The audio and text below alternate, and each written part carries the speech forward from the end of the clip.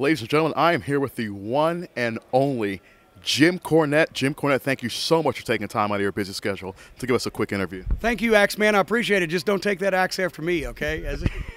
No problem. But now, Jim, what do you think differentiates ROH from other U.S. national promotions? Well, I mean, there's so much. There's fewer similarities than there are differences. We're professional wrestling. We make no bones about it, but we're an athletic, sports-oriented presentation of professional wrestling.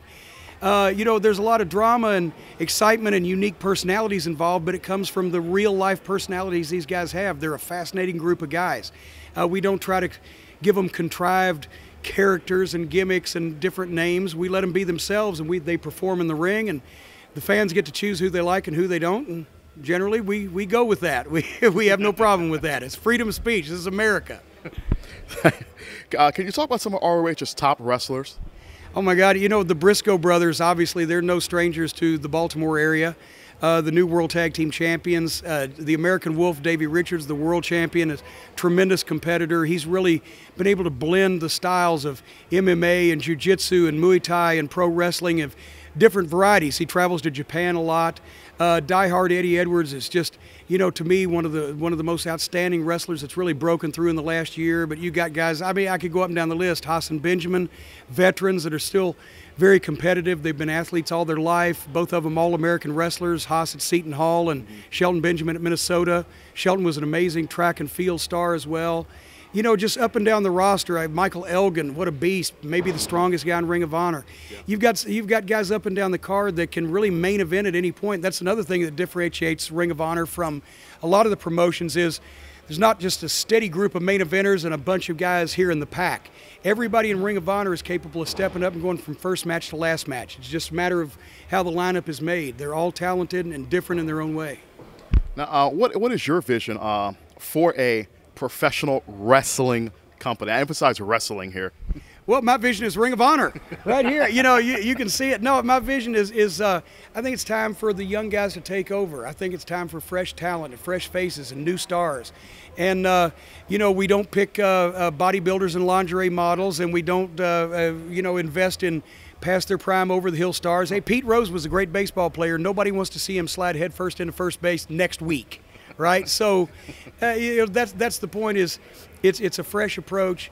These guys are great personalities. They're very unique and they're tremendous athletes. And it's, according to most of the fans, the best live event pro wrestling experience that they've had. Now, this is a question that we are really interested in a response in. When will ROH be entering the DC TV market?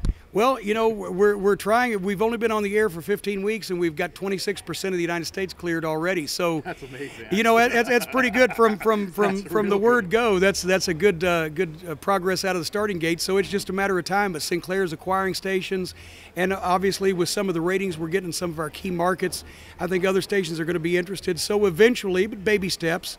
The idea is not only to clear everywhere in the country on broadcast television, but internationally. But We'll take 26% after 4 months right now, and we'll take baby steps. The odds look very good.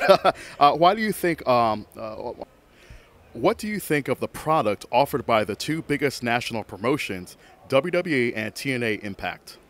Well, I mean, how can I win? I'm very outspoken. I can say, and that the TNA shows are so bad they hurt my feelings when I watch them.